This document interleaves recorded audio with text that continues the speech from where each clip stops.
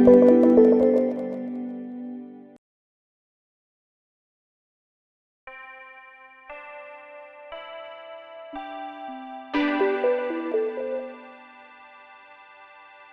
and welcome to Recap, Per Capita's research and policy podcast, where we examine inequality and unpack our latest work in our fight for a fairer Australia. I'm your host this week, Matt Lloyd-Cape, Director of the Centre for Equitable Housing, and I'm joined by Director of the Centre for New Industry, Shirley Jackson. How you going, Shirley? Yeah, not too bad, Matt. How you doing, mate? All right, thanks. For those of you who are unfamiliar with you and the Centre, Shirl, could you give a little bit of a rundown on what you do and what the Centre's all about? Yeah, absolutely. So the Centre for New Industry is an applied research centre at Per Capita. I like to think about it because we're both running small, applied research centres under Per Capita's banner. And you're really like the Beatles, do you know what I mean? You're doing some really like cutting edge research that's like really exciting. You're really moving things forward. Whereas I'm the Stones, man, do you know? Like I'm trying to keep it real and do all the cool, funky stuff in industry policy and skills. So the sort of tagline that I use when I'm talking about the Centre for New Industry is we're all about economic diversification, decarbonisation and democratisation. So we're really about how we diversify Australia's industrial base and our economy, so making sure that it's robust, making sure that it's diverse and better able to navigate the global storms of our integrated global market.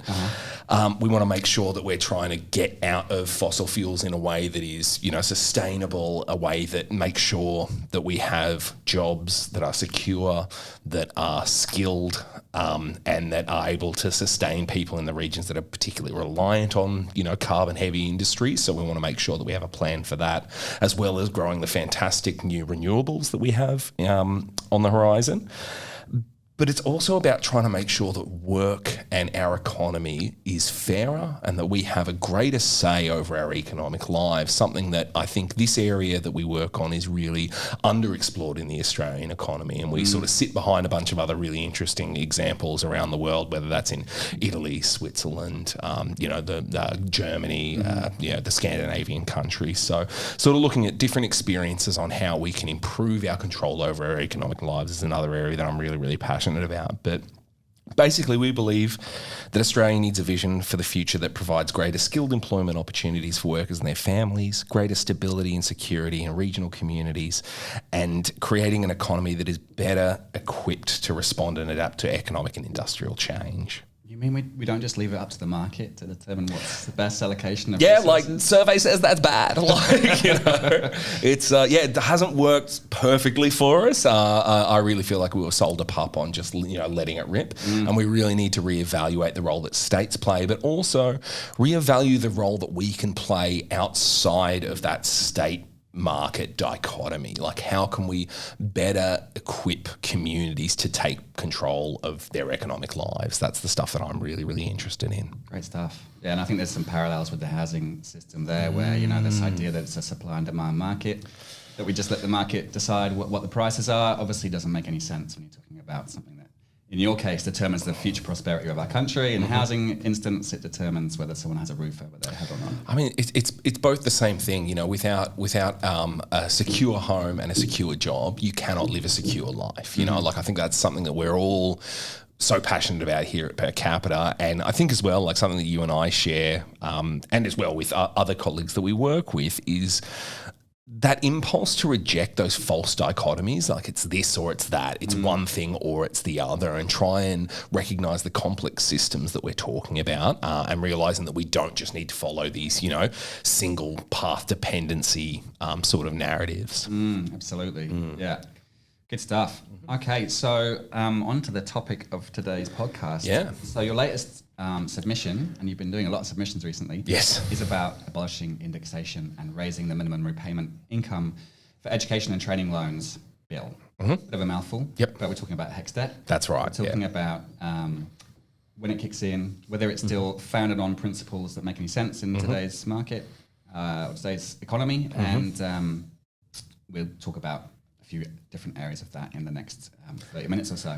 Yeah. So why was this something that the centre wanted to look into, and how did that all come about? Yeah, so there's kind of twofold answer to this. Like one is like very much like it's been I don't want to say personal vendetta, but certainly a personal interest that I've had in this particular area through both my academic research when I was doing my PhD. I started my PhD at Uni Melbourne, the Youth Research Collective, and also at one of the core pillars of the Centre for New Industry is all around like our skills and training system. So we call that pillar skills for industry, and we're really interested in how we build those skilled pathways that take, young people from student to worker, that take, older workers who have been displaced by structural adjustments and make sure that they're getting jobs in a new economy. Like, how do we build those pipelines and those connectors between those different areas? So this bill really fits into both of those two categories. It's a personal interest of mine because I had the good fortune to work for a little bit of time on the life pattern study at the University of Melbourne, which is the longest running study, longitudinal study of Australian youth, and really huge shout out to all of my friends at the Youth Research Collective who do fantastic work with that data. But we really started to see this breakdown in the employment and education nexus. So really, really fantastic work that's been done by Hernan Cuervo and Joanna Wynne at the University of Melbourne on this issue, along with a range of their other colleagues. But it used to be really predictive. Like when we think back to our, like you and our parents' generation, for those of us who aren't familiar with Matt and I, we're both, being kind to us would say that we're elder millennials. I think you officially qualify as being Gen X. But our I'm millennial with Gen X rising. Yeah, I love that. Yeah, 100%. So yeah, we're sort of at the top end of that experience, right? Like the sort of early part of Gen Y or the latter part of Gen X. And for our parents' generation, for every year of additional post-year 10 education that they did, there was a really strong correlation in the income levels, right? So basically for every single year that you did post-year 10, you had a bump in your income level by, a couple of $1,000 sort of every time. And that sort of increased, not quite exponentially, but it increased rapidly as you moved through higher education and, masters, etc. Whereas that's no longer... Until PhD level. Until PhD level, yeah, that's right. Because universities have, particularly now, have been shattered, so that's no longer a safe career path like it once was. But, Gen X was sort of the shock troops where we started to see this breakdown, but it's really in full force by the time the Gen Y is hitting the market. And no longer is what you're studying predictive of your future income levels. And so what we're seeing is so many young people go through and, quote unquote, do the right thing, right? Like they work hard, they study hard, they get into university because they're told by their, parents who, like my parents and their parents who didn't go to university. University was always seen as like the best way to protect your economic interests, right? Like you were going to move through university education and become a professional, and then you'd be, set for life. But that's just not been the case. So all these kids have been sold a pup on this. They've been told one thing and their experience is very, very different. So it's in this milieu that we start looking at HECS debt. And I think the narrative that we use to justify our HECS debt is the foundational basis that it's based on is no longer accurate. Yeah, so I think it seems quite logical. Like, you go to university and you will have a higher wage, right? Like my dad, he was one of 7 kids. He was one of the youngest, and he was the first to go to university from that family, not because he was actually the dumbest of his cohort in terms of academic tests, but he was the first to go to university because he became a free service in the UK, and that led him on a path to which he's now a professor of law, right? So very different trajectory for his older siblings. That for them it wasn't an option, and they were tradies, nurses, and so on. So it makes sense to me, right? Like as a anecdotal experience, to me it makes sense, and I think for most people it would. And it sounds like what you're saying is like the justification for HECS was, you do the right thing, you go to university, you invest in your human capital, and that will lead to greater bonuses in the labour market. So is that what the original idea was? Yeah, that's right. So like when John Dawkins, who was the education minister in the Hawke government in 1989 first introduced what are called income contingent loans, which we now, refer to as our HECS debt. He used exactly that narrative. So he described how the bill, and here's the quote, would ensure that, quote, people who benefit from participation in higher education will be required to make a small contribution to the cost of their education and increase the fairness of funding arrangements for higher education, ensuring that the total burden of funding does not fall entirely on the taxpayer. And like when they introduced this, it was like, I think the most that people were paying was $2,000 to $3,000, right? Like, so it really was a small, like covering the cost, just making sure that they were able to keep the amenities at the standard that they wanted after the rapid expansion of higher education that happened during the Whitlam years, right? We had the similar thing where all of a sudden university was free for people. So all these people who were first in family were able to have exactly your dad's story.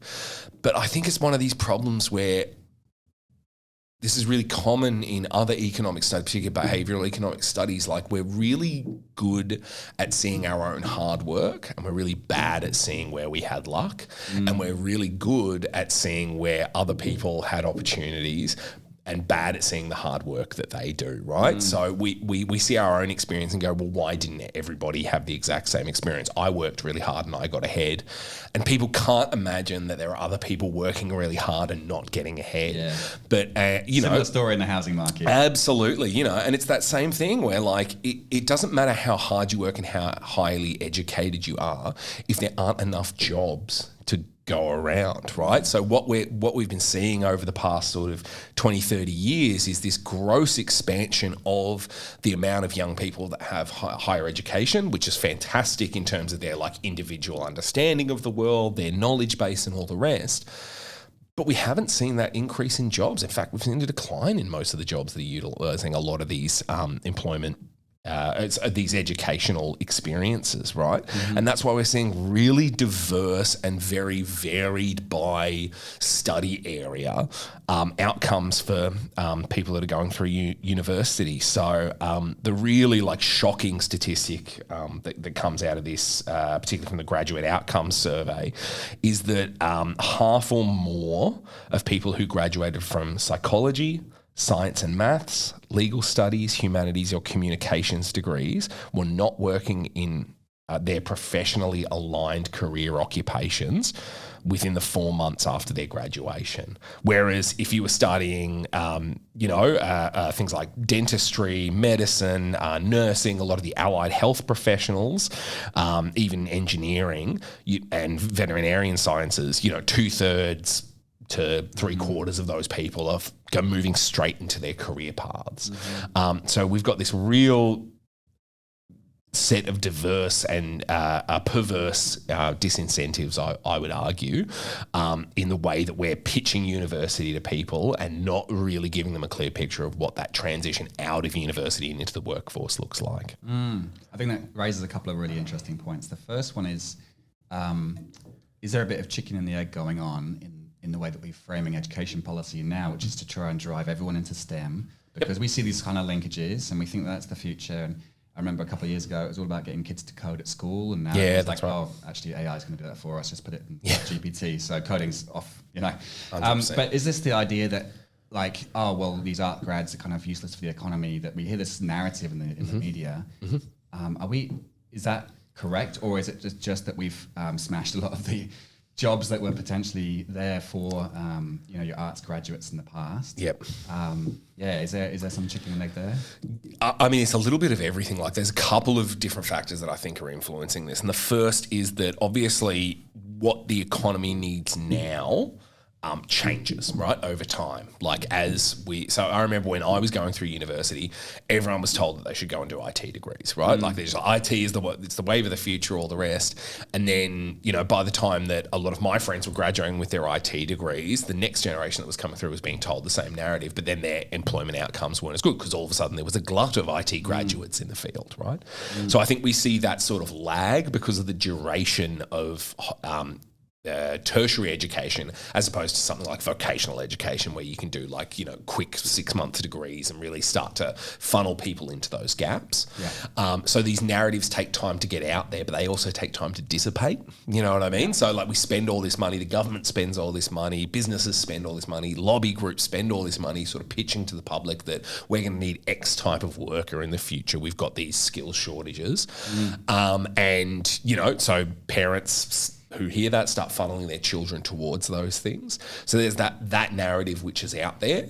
There's also a secondary narrative where that's based on the education market, right? And higher education is a market like anything else. The universities act just like any other business in a private competitive market would, and they're competing for a funding base.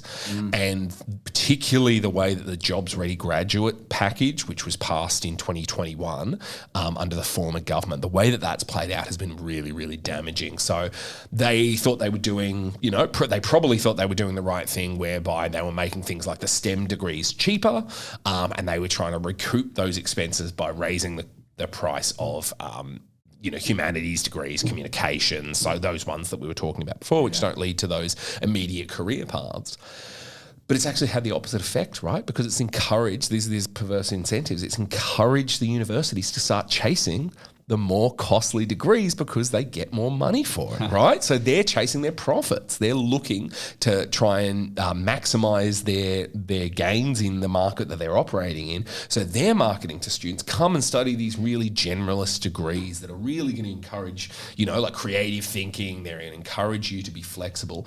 But the job market isn't at the moment designed to sort of capture those. And, then we're starting to go into some of those things that you were talking about earlier, where a range of the areas that would utilise those degrees, particularly the public service, there are generalist streams that they really encourage people from, arts backgrounds, humanities backgrounds, communications backgrounds to come in, and those are good jobs.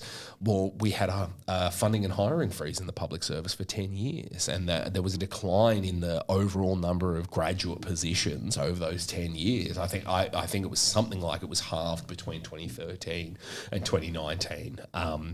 So we've seen an absolute perfect storm of poorly designed policies that have created a real problem in the university sector, which I assume is why the current government has announced its new universities accord consultations, which is a really positive step into looking, instead of just piecemeal trying to target every individual area, we really do need a wholesale root and branch reform of like what the purpose of our higher education system is, and then evaluating its the way that it operates against that review, and then try and design a whole new package to reframe universities around the goals that we actually have for it. Yeah. I mean, I could talk about this for ages. Yeah. I mean, the idea that generalizable sort of soft skills, value judgments and analysis and so on are not immediately transferable to a job, but are nonetheless critical for navigating a rapidly changing technological market versus... Anyway, I'm not going to go into too much. Let's get back to the sub. Yep. So HECS is something that impacts a growing number of Australians. Submission points out that Australians are more educated than ever, but the overall number of graduates in full-time employment, and I think full-time is critical here, are still below pre-GFC levels. So how is that remotely possible after... How far are we? 15 years from the GFC. Yeah, that's right. And we're seeing this in a range of factors when we look at the youth labour market more broadly, where it just never recovered from the GFC. And there's a real broken social contract. And I think that's at the heart of this submission, even though we're arguing some of the technical details. It's really that contract breaking that has led to all of these things. So we've seen a number of areas increase. So we've seen a rise of casual work and, what we would call precariatisation, where, work no longer provides for a secure existence. You can't cover all your bills. You're not able to access things like home loans because you're not employed on a permanent, full-time contract, tying into your work, obviously. But that has also been driven by the growth in the gig economy, the growth in all these industries like hospitality, for example, which if you go back to the 80s, accommodation and food services in the ABS was, I think, about just shy of 7% for, most of the 70s and 80s. And then coming out towards the GFC, we see an explosion in hospitality, and accommodation and food services now accounts for about a third of the youth labour market, right? So about a third of the people who are employed between the ages of 15 and 24 are working in hospitality, and a significant proportion are working in retail as well. Do we have breakdowns for graduates working in those industries as well? Do we know how many people finish an undergraduate degree and then go into those areas? I don't have the figures on me, but yeah, there is, I think through the Graduate Outcomes Survey, it does break down those areas. We do know that figure that I was quoting before about the different study areas. We do know how many of them end up in their career path occupations, but yeah, I don't have to hand how many of them are working in hospitality. Okay. Unfortunately. No, that's fine. So it sounds like the shift to a service sector-driven economy, at least domestically, very much service sector-driven, doesn't match up to an increase in better quality jobs. There's a whole bunch of tables that need to be weighted and sheets that need to be changed on beds and so on that have increased, and they haven't increased in terms of wages. And we were talking about wages earlier on. Average wage growth over the last 10 years, like 2.2%, something like that. Well, it's even worse when we start talking about graduates, right? Right. So yeah, in the graduate wage, which I don't know how this isn't a front page story every single day, but like between 2007 and 2022, nominally wage growth for graduates grew from 43k in 2007 to 68k in 2022. But when you factor in inflation, like the amount of money or the purchasing power of every dollar that people are getting in that time, real growth only, and we use that term real growth in an economic sense, meaning that it's adjusted for that inflation, but real growth only goes from 62,256 in 2007 to 68k in 2022. And worse, like purchasing power has been stagnant since 2017. Basically, there's been no change in like how much your dollars buy as a graduate between 2017 and 2022. And there was a decline between 2021 and 2022. So it started going backwards. Yeah, so there's your broken social contract, right? That's right. So, okay, I'm just curious about this skills. We're saying that graduate skills are being underutilized, particularly in these arts and humanities degrees that have been pushed because they're higher grossing for the universities. But how are they being underutilized when we're constantly being told that there's skill shortages in the economy? That's like this endless narrative that we have skill shortages. We need to broaden our economic migration pathways to allow for more occupations. Whether we're looking at teachers, nurses, mental health and social care workers, we've got all these people, all these sectors, where we've got a shortage of workers. Are people just choosing the wrong pathways, or is it because universities are skewing entrance into higher yielding degrees, or is it a combination of what's actually happening here? Yeah, I mean, I hate to keep giving the same answer, but the answer to your is it this or is it that is yes, right? Like it's all of those things, and it's really problematic. Like we haven't historically done a really great job of using university sector to target skills shortages, right? That's been the domain of the vocational education and training system, so our TAFE system here in Australia.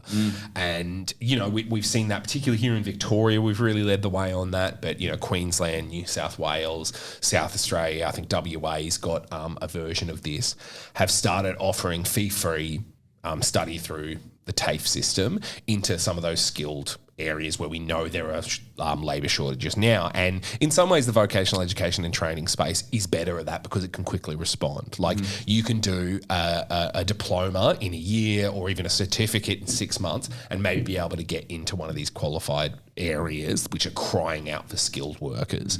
Vocational education and training also maps way better with on-the-job learning, and it's way more common for you to be earning and learning at the same time when you're going through vocational education and training. So it's really good at responding to those things. But at the same time, we've still had nationwide skills shortages in some things that have always been that domain, right? Like in the metal trades, in the automotive trades, we have nationwide skills shortages in most of the metal trades, right? And those are good jobs. They're generally unionised jobs. They're generally jobs that are on large employers, big contracts in defence, construction. Now we're starting to see a growth in advanced manufacturing. These are good jobs that are crying out for people, yet we've got more law graduates than we've ever had, and they have the worst employment opportunities, right? We've got nationwide skills shortages in nursing and midwifery, yet we've got more law graduates than ever. And that's not to disparage law graduates. I'm not going to go into some, hackneyed baby boomer lawyer joke. But it's just we're funneling kids into law because it sounds, again, to our baby boomer parents, like it's a safe career choice, that going on and being a lawyer or going and working in a legal area for a company is safe. But we've got a glut of law graduates and we've got all these nationwide skilled shortages for nursing, midwifery, metal trades, and some skilled professions as well, things like audiologists and, highly skilled actuaries. So yeah, there is a case where we're sort of selling people a lifestyle that doesn't exist. And we talked a little bit about that, about how some of the reforms have encouraged that and created some perverse incentives within the education market. But at the same time, there's another narrative which is out there, which is that those sort of more vocational careers rather than professional careers are bad choices, and that filters through to the perceptions of vocational education and training and the jobs that they provide for, right? I know, for example, when I was going through school, it was seen as something you did if you couldn't get into university, right? I'm from Queensland, so I apologise for the language, but they'd say that, only dead S goes to vocational education and training. That was the thing that our parents would bandy around, like the truly good kids go to university. And I remember going through university, and I had a really rocky time. I got kicked out of university. Really? I flunked out. I had undiagnosed mental health, was living with insecure housing, and in between housing for a while as well. And I flunked out. And I remember I was working in a bookstore while I was still at university and in this really struggling time. And I ran into one of the guys that I knew who'd gone and done an electrical apprenticeship. He'd left school at grade 10 and he'd just bought his first house, had his car, no worries. And I'm sitting there trying to, plan enough so that I can buy enough ramen to get through the rest of the semester, right? Yeah. So I think that we sell these things on status as well, right? And that's a really damaging thing. Whereas, I'll be telling my daughter, be an electrician. That's the best thing that you can do, right? Absolutely. So I think we need to be way more frank around using the university system just like we do the vocational education and training system, and trying to channel people towards where the skills shortages actually exist. We need to review how we talk about the different educational options and try and have something more like how the Germans structure their education system, where there are multiple ways that you can move between applied learning in the vocational space and higher learning in the university space, and there are multiple matriculation pathways between them, very common in Scandinavia as well, and try and break down some of those narratives which are actually based on false information and start telling people what's actually happening, not what we kind of wish would happen.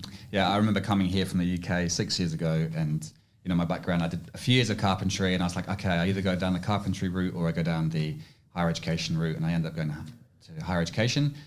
But coming here, I would have earned an insane amount more in the trades than I would have in 100%. the office. And I think that's something that we don't really discuss. The status thing is a really interesting one because it's a kind of a hangover from a time when you do your law degree, you pretty much guaranteed a job as a lawyer, and then you go on to earn big bucks. And I mean, university is a perfect example of that, like the university career path, academics. It used to be that you did your undergraduate, you did your honours, you did your PhD, you walked into a lectureship and then sat around waiting for tenure, right? Like now we have people that have been in the university system for 10, 15, 20 years and never been on a contract that's longer than 12 months. They're constantly scraping, constantly trying to apply. for their own jobs. So the narrative doesn't even make sense for them. They're the highest skilled people, or amongst the highest skilled people that we have in the country. They've got PhDs, they've got higher degrees of learning, and they've got extreme expertise in their areas, but they're not seeing that translate into employment security. And what kind of a crazy world is that? Yeah, absolutely. Maybe just point out what we mean is formal skills here. Like clearly, every career has the skill, like an incredible skills bank involved. But in terms of bits of paper, those academics 100% have more to put on the wall than anyone else. They've done everything the quote unquote right way. They've studied hard. They've upgraded quote unquote their educational opportunities, but they haven't seen that translate into employment opportunities. Whereas, if you go and do a metal trade, if you go and do midwifery, you're going to be almost guaranteed a job, and we're just not telling our kids that, and that's a real problem. Okay, so you mentioned earlier on that wages haven't really grown for graduates since 2017.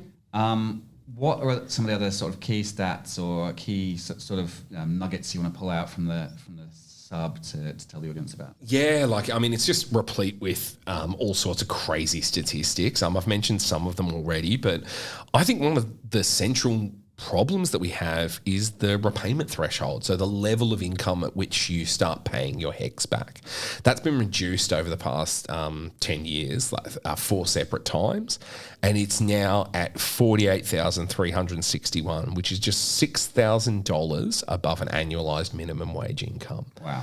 So as soon as you earn above the minimum wage, you're required to pay back your HECS debt. And this is why I keep saying that the contract is just broken. Like, if you're not in a better position by going through university and you're still earning just above the minimum wage, you shouldn't have to pay that back. The university system has failed you. You haven't failed yourself as far as I'm concerned.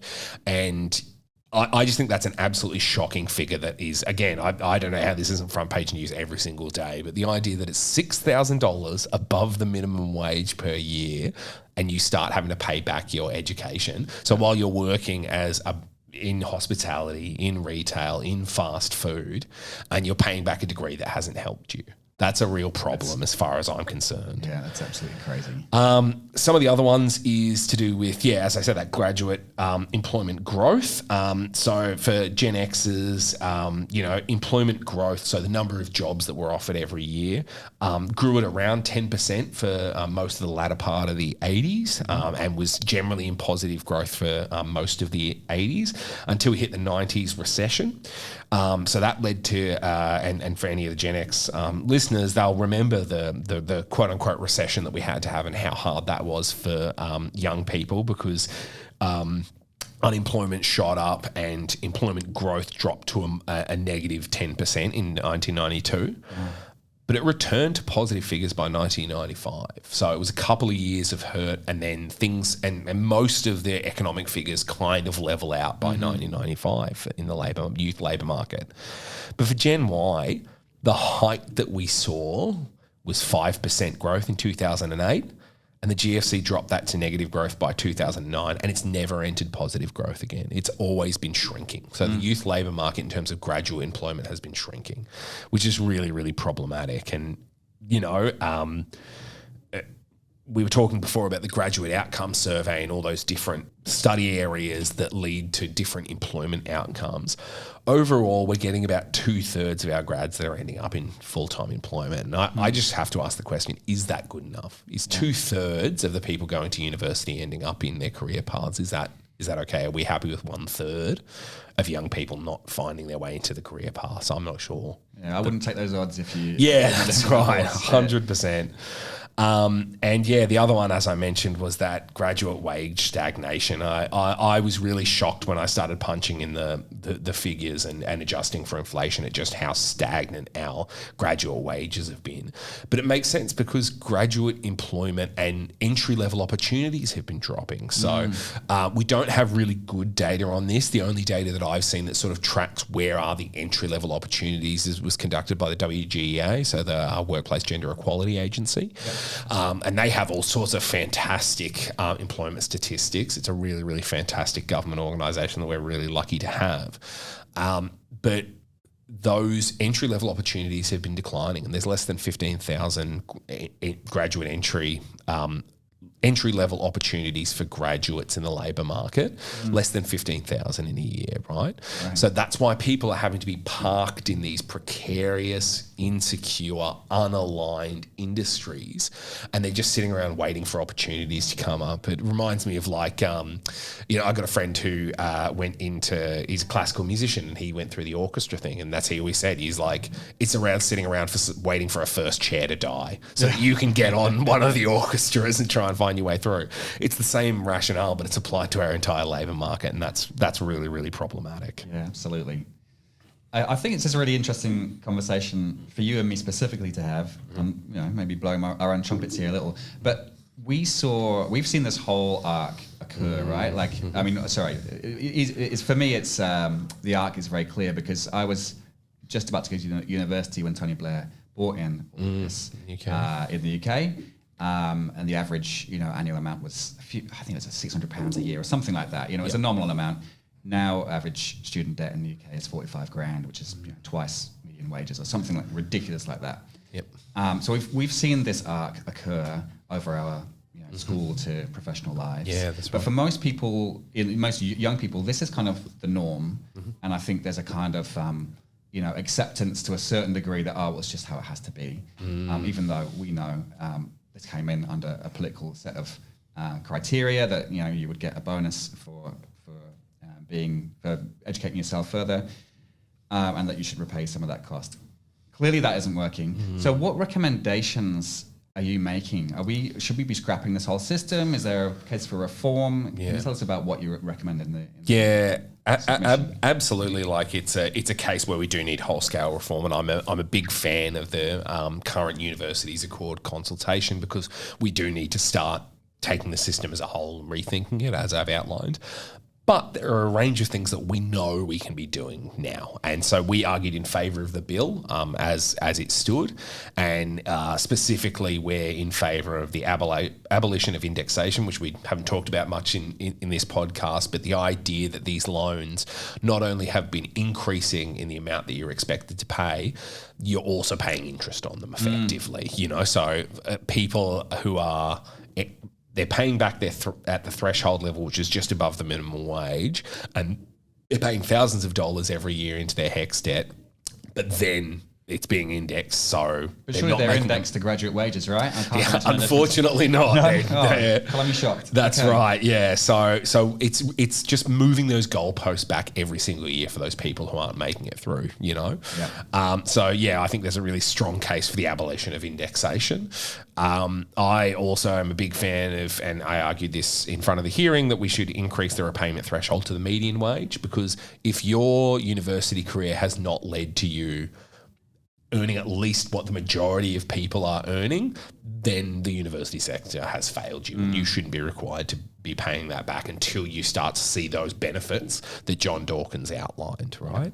And the other two big areas that I sort of... when I was asked at the hearing, the other areas that we would have been in favour of, the big one I would say is reversing the job-ready graduate reforms. Like, they were bad reforms that have led to those perverse incentives and that haven't actually led to better outcomes for young people. And I think we should reverse those reforms and then look at it through the broader review of the university sector, which is being conducted by the government. So those are the sort of like immediate to medium term goals that we should be setting ourselves in terms of policy reform that would actually have a meaningful impact on people's lives. And it means more dollars in the pockets of some of the lowest paid workers, those young workers in hospitality, retail.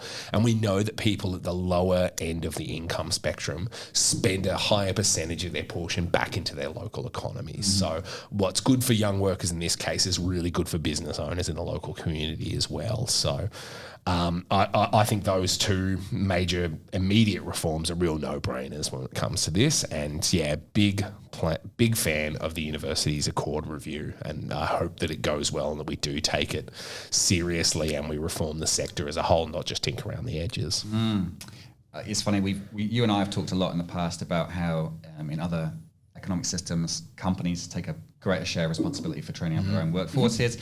We don't have time for that today, but for any listeners that want to explore some of those themes a bit more, head over to our website or the Centre for New Industries website and have a read of Shirley Jackson's submission, and also recommend his report from last year, Blueprint, which goes into more detail about how we reshape the economy more broadly. Shirley, I think that's all we've got time for today, but thanks so much for coming on and having a chat. It's really interesting. Yeah, good to have a whinge about these things that affect us. It's just nice that this conversation that we would usually have in the office anyway is just being recorded. So thanks everyone for joining Matt and I for our daily whinge we could have about what's wrong. The daily whinge. That's right. All right, I'd like to thank our listeners who joined us for our premiere episode back in March, where Emma Dawson and myself talked about our most recent research in the housing area.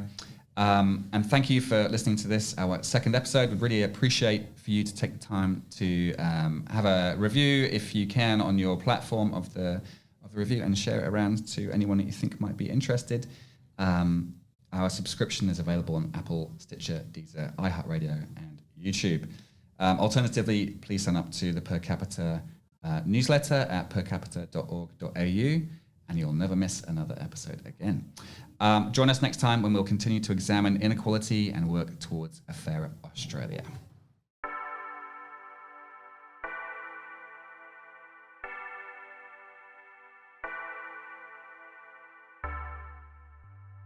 This show is a production of Per Capita, the independent progressive think tank dedicated to fighting inequality in Australia.